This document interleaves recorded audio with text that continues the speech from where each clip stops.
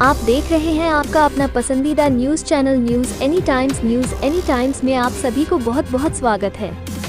इसी तरह के खबरों के लिए चैनल को सब्सक्राइब जरूर करें और बेल आइकन को दबाएं। एक नई पहचान मां भवानी डेकोर प्राइवेट लिमिटेड के साथ, जो है ऑथराइज्ड डिस्ट्रीब्यूटर ऑफ कजारिया। देश की मिट्टी से बनी टाइल से देश को बनाते हैं। और जहां मिलती है सभी प्रकार के Indian and imported granite, marble, sanitary एवं कोटा स्टोन का अनोखा एवं आकर्षक संग्रह। मां भवानी डेकोर प्राइवेट लिमिटेड मतलब a complete floor solutions. New 0 mile Dadar road Muzaffarpur. Call 9934753111। आज के बैठक को लेकर क्या मुख्य मांगे हैं? हम व्यवसायियों की जो मांग है वो रिटेल ट्रेड सेक्टर को बचाना। मुख्य मांग जो भारत सरकार और केंद्र राज्य की सरकार से है कि रिटेल सेक्टर धीरे धीरे कोलैप्स कर रहा है, खराब हो रहा है, बर्बाद हो रहा है। विदेशी ई कॉमर्स कंपनियां, फ्लिपकार्ट, अमेजॉन जैसी कंपनियां अपने अरबों खरबों रुपए का नुकसान करके पिछले 10 साल में 10,000 करोड़ से भी ज्यादा अपने पैसे का नुकसान करके भारत के रिटेल सेक्टर को बर्बाद कर देना चाहती है। और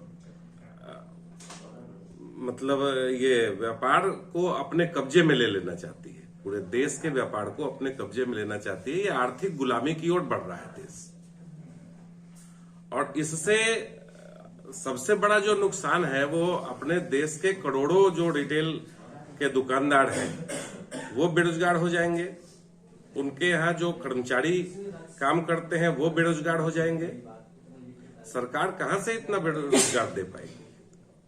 सरकार के पास कोई ऐसा योजना नहीं है कि वो इतना रोजगार दे सकती है। सरकार जब ये कहती है कि आप समोसे का ठेला भी लगा करके स्वरोजगार उत्पन्न कीजिए, तो जो लोग स्वरोजगार में लगे हुए हैं, जो रिटेल सेक्टर इतना बड़ा करोड़ों लोगों का रिटेल सेक्टर है, वो ही बर्बाद हो जाएगा, तो बाकी लोगों का रोजगार कहां से मिल पाएगा?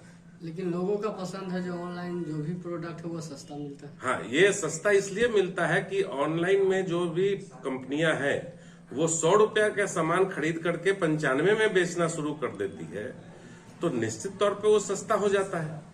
तो रिटेल और प्राइस कोई भी रिटेल का दुकानदार जिसको कि 100 रुपए में मिलेगा तो वो 100 रुपया का सामान खरीद के 105 में ही बेचेगा। और ये जो डिफरेंस होता है कि 95 रुपए में अगर कोई चीज 100 रुपए का 95 रुपए में मिल रहा है रिटेल ऑनलाइन प्लेटफॉर्म पे, और रिटेल सेक्टर में रिटेल की दुकानों पे 100 रुपए का चीज 105 में मिल रहा है, तो ये जो डिफरेंस है वो ग्राहक को अट्रैक्ट करता है। 50 साल पुरानी, 100 साल पुरानी दुकानें हैं सभी शहरों में, उनका क्रेडिबिलिटी, उनकी विश्वसनीयता समाप्त हो रही है, उनका प्रतिष्ठा खराब हो रहा है, उनका गुडविल खत्म हो जा रहा है इसके कारण। जबकि उसमें उस व्यापारियों का कोई दोष नहीं है। यह सरकार को संरक्षण देने की जरूरत है। जो विदेशी कंपनी देश में व्यापार करने आई है, वो व्यापार प्रॉफिट के लिए कर रही है या नुकसान के लिए कर रही है? उद्देश्य, उसके उद्देश्य का क्या मतलब है? अगर नुकसान होती तो कंपनियां कब के बंद हो जाती? नहीं, वो कंपनियां नुकसान करके ही अपने आप को पैर जमाना चाहती है। ये भारत के रिटेल सेक्टर को बर्बाद करना चाहती है। तो इसके लिए आपकी मुख्य मांगे क्या है? हमारी मुख्य मांगे हैं भारत सरकार से एवं राज्य की सरकार से कि वो हम व्यापारियों को, खुदरा व्यापारियों का ध्यान दें, उनको कैसे संरक्षित किया जा सकता है, कैसे उनका व्यापार चल सकता है, कैसे उनके परिवार का भरण पोषण हो सकता है, उनके कर्मचारियों का कैसे भरण पोषण होगा। परिचय दिया जाए। जी, मेरा नाम शशि रंजन है, मैं व्यवसाय करता हूँ, सीतामढ़ी से हूँ। ये रिफ्रिजरेशन में पूरे बिहार के लोग जुड़े हुए हैं। क्या चीज का व्यवसाय है आपका? जी, हमारा किचन यूटेंसिल्स और अप्लायंसेस वगैरह का व्यापार है। आज का प्रेस कॉन्फ्रेंस का उद्देश्य क्या है? इसमें हमारे भाई साहब सही बोले हैं। जितने भी ई कॉमर्स कंपनियां हैं ना, उन्हीं के विरुद्ध जो हम लोगों का ये मुहिम है कि वो लोग जो सस्ता माल बेचते हैं या बाजार मार्केट में कब्जा करना चाहता है। अभी तो मान लीजिए फिलहाल वो सस्ता बेच करके मार्केट को जमा लें, फिर आगे तो वही रिटेलर को लूटेंगे। दूसरी नंबर ये बात है कि बहुत कंपनियां ऐसी है जो करती है सेम प्रोडक्ट जो हम लोग को देती है, वो क्वालिटी को हल्का करके ऑनलाइन के द्वारा बेचती है। रेट उन लोगों को सस्ता पड़ता है, क्योंकि माल में अंतर जरूर होता है, कुछ ना कुछ अंतर रहता है। कस्टमर इस बात को अभी समझ नहीं रहा, बहुत परेशानी भी आती है। जैसे कुछ दिन पहले हमारे यहाँ एक कस्टमर आया, वो बजाज का नया मिक्सी मंगाया ऑनलाइन और उनको जार फटा हुआ दे दिया। वो आया जार खरीदने हमारे यहाँ, हम बोले भैया फिर तुम ऑनलाइन मंगाए तो ऑनलाइन से बदली करवाओ, वो बदलते नहीं है। तो कस्टमर को तो कहीं ना कहीं कुछ ना कुछ तो परेशानी भी हो रही है ना। और एक चीज हम लोग का और कथन है कि मान लीजिए जो भी कंपनी है अपने भारत में, बड़ी बड़ी कंपनियां हैं, होम एप्लियंसेस की कंपनी है, किचन की कंपनी है, वो लोग जो है रेट बाइजूनल जो देती है उन लोगों को, तो बहुत ज्यादा रेट डिफरेंस भी देती है, तभी तो मार्केट में कुछ ना कुछ बेचता है या कहीं भी कुछ करता है। तो हम लोग का ये भी डिमांड है कि हम लोग को भी उस रेट में मिले, हम लोग, ताकि हम लोग भी मार्केट को फेस कर सके। ऐसा तो नहीं है कंपनी टू कस्टमर होने के कारण रेट कम जाता है? नहीं, ऐसा बात नहीं है। कंपनी टू कस्टमर होने से रेट नहीं कमता है, वो वॉल्यूम में लेते हैं, ये बात हम मानते हैं, वॉल्यूम में लेते हैं। लेकिन हम लोगों का मार्जिन का गैप तो वो कम दे रहा है ना, उसको ज्यादा मार्जिन का गैप दे रहे हैं। हम लोग का ये भी डिमांड है कि हम लोग को मार्जिनल दिया जाए, ताकि हम लोग भी मार्केट को फेस कर सके। अगर केंद्र सरकार और राज्य सरकार आपकी मांगों को नहीं सुनती है तो ये मुहिम कहाँ तक जाएगी? हम लोग और इसके आगे आंदोलन करना शुरू करेंगे, पूरे भारत के बिजनेसमैन जमा होंगे। अभी तो बिहार के सब रिटेलर एक्टिव हो रहे हैं। हम लोग को कुछ मैसेज आया जो बाहर के भी लोग हम लोग के ट्रेड से जुड़ना चाहते हैं, लेकिन हम लोग बोले कि भैया जैसे हम लोग बिहार में रिटेल ट्रेड बनाया है, आप भी उधर बनाओ, हमारा मुहिम बढ़ता चलेगा। केंद्र सरकार और राज्य सरकार से क्या मांग है? हम लोग कोई मांग है, जो हम लोगों का जो डिमांड है, ये ई कॉमर्स वाले का जो है, टैक्स तो हम लोग भी देते हैं, नहीं देते हैं ऐसी बात नहीं है। हम लोग भी दुकान भाड़ा पर लिए हुए हैं, रेंट लगता है। हम लोग की 40-40 वर्ष 50-50 वर्ष पुरानी दुकानदार है, तो सरकार इस ओर ध्यान दे। हम लोग टैक्स पे ही हैं, जीएसटी पेड करते हैं, इनकम टैक्स हम लोग देते हैं, स्टाफ रखे हुए हैं, उसको पेमेंट करते हैं। तो यदि हमारी दुकान नहीं चलेगी तो फिर हम लोग क्या करेंगे, सो बताइए। हम लोग तो रोड पर आएंगे ना।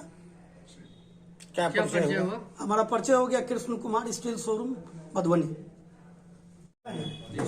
क्या उद्देश्य है इस आज के मीटिंग का? मेरा मीटिंग आज का बना है कि हम लोग जो खुदरा बेरोजगार हैं, हम लोग पढ़ लिख के सरकार की तरफ से नौकरी प्राप्त करने के, सरकार ने मुझे नौकरी नहीं दी। बेरोजगारी की समस्या देश में कितनी है आप देख रहे हैं। तो हम लोगों ने स्वरोजगार उत्पन्न किया, खुद से एक व्यापार किया। आज पूरे देश में 45,000 करोड़ हम फुटकर विक्रेता है, लेकिन गवर्नमेंट की निगाह में हमारी उतनी अहमियत नहीं है जितनी इन लोगों ने ऑनलाइन वाले पैटर्न को, जैसे फ्लिपकार्ट है, अमेजन है, स्नैपडील है, ये लोग आके पूरी तरह से हमारी रोजी रोजगार और साख पर पूरी तरह से बट्टा लगा रखा है। ये कंपनी से ऐसी साठगांठ करती है कि हमारी बिक्री मूल्य से कम में उन्होंने माल बेचा है। हमारा सरकार से, खास करके बिहार सरकार और देश की सरकार से ये आग्रह है कि हमें बेरोजगार होने से बचाएं। आज हम एक छोटी सी जगह में दुकान चलाते हैं, तो हम बिहार के अपने शहर के, बिहार के अपने गांव के कम से कम 8-10 लड़के को रोजगार देते हैं। इस तरह 45,000 करोड़ है पूरे भारत में, तो उनके लिए भी रोजगार की बहुत बड़ी संकट आ रही है और बेरोजगारी की समस्या एकदम बढ़ जाएगी, ये सरकार अच्छी तरह जान ले। इसके विरोध में अभी हम लोगों ने एक संगठन बनाया है, जिससे हम डिमांड करते हैं, रिटेल ट्रेड फेडरेशन एक संगठन है, जिसके माध्यम से सरकार के पास अभी आवाज रख रहे हैं। अगर उन्होंने मेरी मांग नहीं मानी तो फिर जो एक कदम होती है आगे की, हम उनके विरोध में जाएंगे और उनके विरोध हम अगला एक्शन लेंगे। क्या परिचय हुआ सर आपका? हम इस पर सचिव के रूप में मनोनीत हुए हैं। मुझे ये जिम्मेवारी दी गई है ये जो परेशानी है इसको कैसे दूर किया जाए, इसके संबंध में। नाम क्या हो गया? मेरा नाम रजनीश सिंह हुआ, मैं कंकड़बाग पटना के रिटेलर हूँ।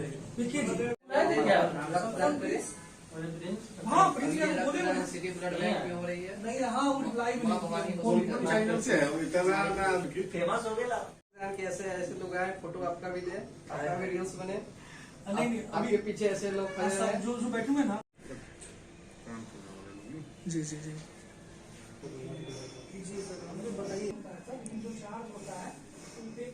इस कार्यक्रम को लेकर क्या कुछ कहिएगा? आज युवा रक्तदाता ग्रुप मुजफ्फरपुर के द्वारा रक्तदान शिविर का आयोजन किया गया है। ये एक स्वैच्छिक रक्तदान शिविर है, इसमें कोई भी आकर के अपना रक्तदान कर सकते हैं और रक्तदान करने पे उनको सर्टिफिकेट भी दिया जाएगा कि उनको अगर कभी भी ब्लड की आवश्यकता हो तो वो सर्टिफिकेट लेके आएंगे, उनको ब्लड दिया जाएगा। और ये हमारे संस्था की तरफ से लगभग 4 सालों से रक्तदान शिविर का आयोजन किया जा रहा है।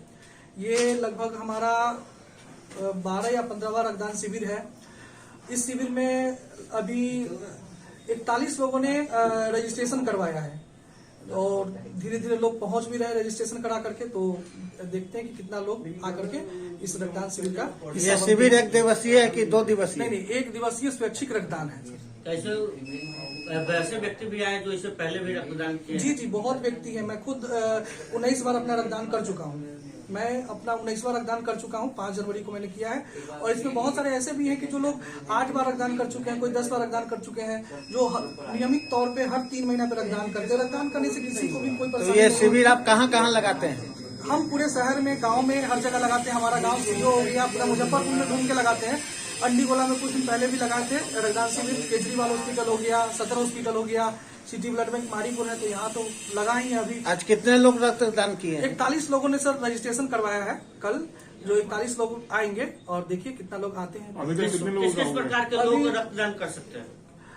जी सर, जैसे उनका वेट कम से कम 50 होना चाहिए, 18 से प्लस उनका एज होना चाहिए और फिट होना चाहिए, कोई मेडिसिन नहीं ले रहे हो। उन लोगों के लिए रक्तदान बहुत ही लाभदायक है, क्योंकि नया ब्लड सेल बनता है ना, तो उससे क्या होता है कि शरीर में ऊर्जा रहती है बनी हुई और शुगर का बीमारी हो गया, बीपी का बीमारी हो गया, ये सब कंट्रोल होता है हर 3 महीने पे। जो भी नियमित तौर पे जो रक्तदान करते हैं उन लोगों के लिए इस अभी शिविर में लगभग अभी टाइम हुआ है तो लगभग अभी 10 लोगों ने रक्तदान कर लिया है और अभी 10 लोग बैठे भी हुए हैं रजिस्ट्रेशन फॉर्म लेकर के। ये रक्तदान शिविर आज दिन भर चलेगा? जी, 5 बजे शाम तक चलेगी सर। क्या परिचय हुआ? गोपी मेहता, युवा रक्तदाता ग्रुप के संस्थापक।